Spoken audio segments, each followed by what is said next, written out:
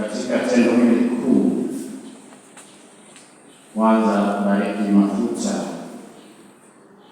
na leo tutabariki mafuta ya katekumeni, mafuta ya wagonjwa na kuweka wakfu Krisma takatifu, kwa kuwakumbusha tu kwamba mafuta ya wagonjwa hutumika kuwapaka wagonjwa na wale ambao wanahitaji nguvu katika hali yao ya uzee, na kupakwa mafuta ya wagonjwa haina maana ya kumsindikiza mgonjwa ili afe, bali kwa maana ya kumtia nguvu, kumfariji na kumponya ili aweze kuimarika katika afya yake. Na wakatekumeni wanapakwa mafuta ya wakatekumeni kwa nia ya kuwataka waungane na Kristo mwenyewe. Na Krisma ni mafuta yanayotumika wakati wa ubatizo, uwe wa mtoto au mtu mzima. Hutumika pia wakati wa kutoa sakramenti ya kipaimara, iwe inatolewa na askofu au padre katika nafasi ya pekee. Hutumika pia wakati wa kuwekwa daraja takatifu ya upadre, na padre anapakwa ya mafuta mikononi, na pia daraja ya uaskofu, askofu anapakwa kichwani.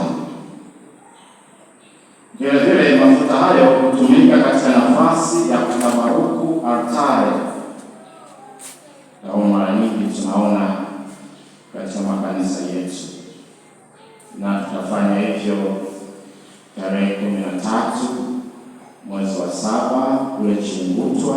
Tutabaruku kanisa la Chingutwa, ndio wana Chingutwa mjitayarishe. Na tarehe 14 mwezi wa 8 itakuwa Mikangaula, watu wa Mikangaula mjitayarishe. Ndugu zangu, mafuta hutia alama ya utambulisho na kuonekana na wote, na kuonesha alama ya utakaso. Hutia alama ya utangazaji wa habari njema. Mpako wa mafuta anakuwa tayari ni mtangazaji wa habari njema, kama tulivyosikia katika somo la kwanza na pia katika somo la Injili. Roho ya Bwana alimtia mafuta Bwana wetu Yesu Kristo, na mara baada ya kutiwa mafuta alianza kazi ya kutangaza habari njema. Kumbe sote tumepakwa mafuta wakati wa ubatizo wetu, wakati wa kipaimara, na hivyo sote ni watangazaji wa habari njema kwa maneno na kwa matendo yetu. Siku hii pia imezoeleka kuitwa ni siku ya mapadre. Naomba tuwashangilie mapadre wetu.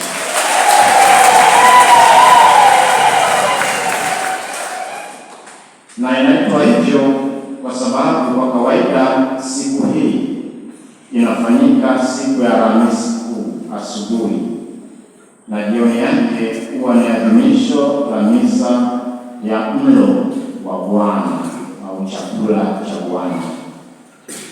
Kutokana na dhima hiyo, siku hii mapadre kurudia viapo vya uaminifu wao katika utume waliouchagua, na leo watafanya hivi.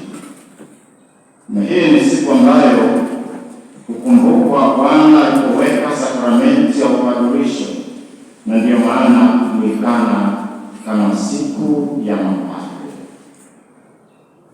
Zangu mapadre, upadre ni hadhi mahususi na takatifu kwa jinsi hiyo. Kwa haki kabisa, ninyi mapadre mnadaiwa kuishi kitakatifu kila siku ninyi wenyewe. Hivyo ndugu zangu mapadri, nawasihi leo, kabidhi moyo wako, kabidhi akili zako, nguvu zako na utakatifu wako katika wajibu huu mkubwa uliopewa na Bwana. Ndugu zangu, siku hii si ya mapadre wa utumishi tu, bali ni siku ya waamini wote ambao wameshiriki ukuhani wa Kristo kwa njia ya ubatizo wao. Ni siku yetu sote. Naomba tujishangilie.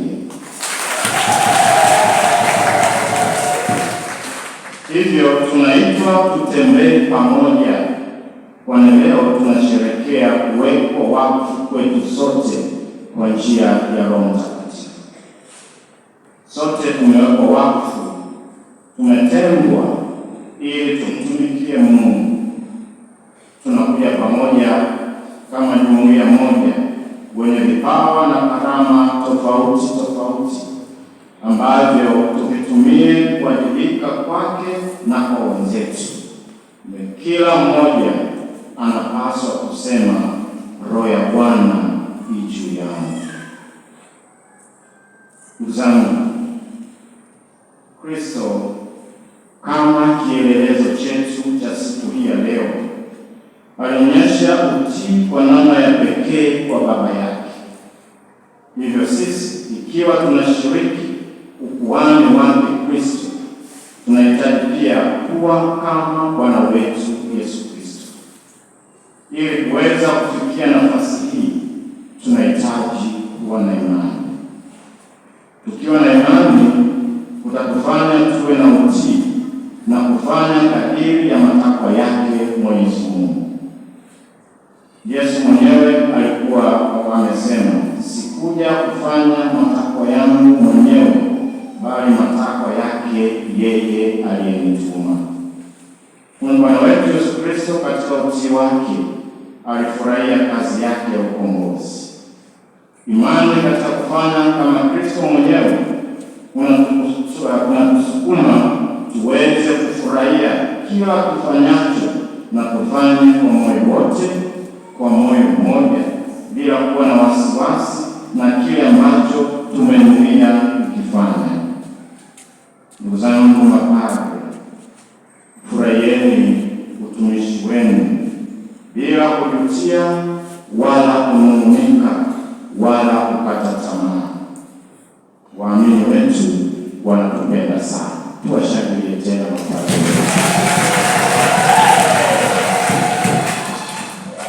Tunawapenda mapadre wetu jamani. Tunawapenda sana. Basi ndugu zangu mapadre, mmesikia waumini wetu wanatupenda sana. Ninawaomba usiwe kikwazo kwao. Waamini wapendwa, furahieni Kristo wenu, changamkieni wajibu wenu. Na kwa hilo ningependa niwashukuru na niwapongeze sana kwa kuchangamkia wajibu wenu, kwa kuwalisha mapadri wetu, kwa kuwatunza mapadri wetu, kwa kuwaombea mapadri wetu, kwa kuwafariji mapadri wetu. Kila parokia kwa namna yake inawajibika ipasavyo. Bado tunapaswa kuongeza nguvu zaidi, lakini naomba kwa hilo kubwa tunachofanya mpaka sasa, niendelee kuwashukuru na niendelee kuwaomba mfanye zaidi na zaidi, kila mmoja katika nafasi yake, katika utume wake. Mshirikiane vema na mapadri wenu, muwalishe na kuwatunza vema mapadri wenu na muwaombee. Nanyi pia ndugu zangu waamini, msikate tamaa katika kutekeleza wajibu wenu.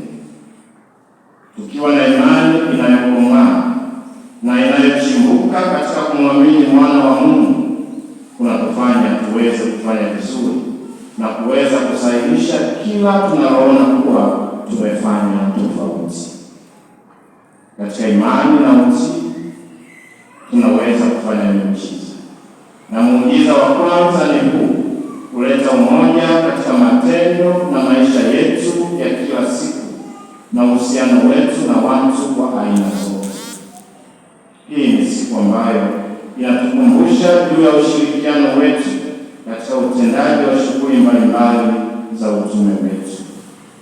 Mafanikio katika utume wetu yataonekana katika ushirikiano wetu, na kila mmoja anapoona kuwa ninafanya nini katika kuboresha utume huu. Mimi askofu wenu ninawaombea daima ninyi nyote, mapadre, watawa na ninyi nyote ndugu zangu waamini, nani msichoke kuniombea. Tumsifu Yesu Kristo. Krisma, mapadri wote watanyoshea mikono wa kuume yatakapopita maneno yale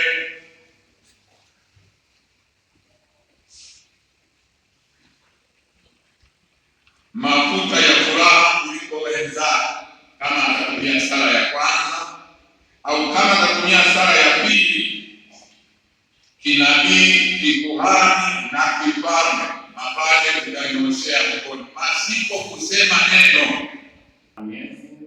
Ayabariki na kuyatakasa mafuta haya, ili wale watakaopakwa nayo mwilini wageuke rohoni na wastahili kupata wokovu wa milele.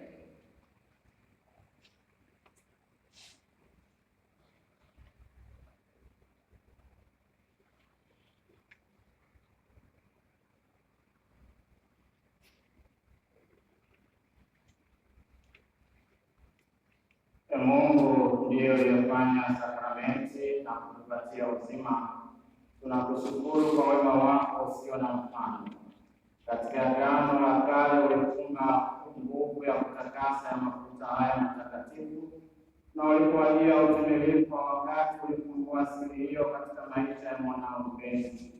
Maana mwanao Bwana wetu Yesu Kristo alijikomboa kizazi cha binadamu kwa kuteswa, kufa na kufufuka kwake. Kisha akamtuma Roho Mtakatifu alijaze kanisa lako na kulineemesha kwa namna ya ajabu kwa mapaji yake, kusudi litimize ulimwenguni kazi yako ya ukombozi.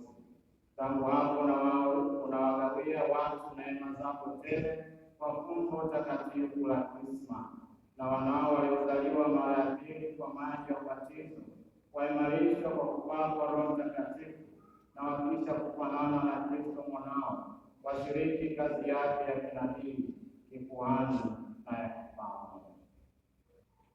Kwa hiyo tunakuomba, Bwana, kwa nguvu ya neema yako, ufanye mchanganyiko huu wa mafuta na manukato uwe kwetu ishara ya baraka yako. Uwashushie kwa wingi mapaji ya Roho Mtakatifu ndugu zetu watakaopakwa mafuta haya. Mahali au vitu vitakavyopakwa mafuta haya vitowe nuru ya utakatifu. Sasa tunakuomba, Bwana, kwa fumbo la mafuta haya ulikuze kanisa lako hadi lifikie kimo cha ukamilifu mbinguni unapokaa kwa utukufu milele. Huko wewe utakuwa yote kwa wote pamoja na Kristo mwanao, katika umoja wa Roho Mtakatifu.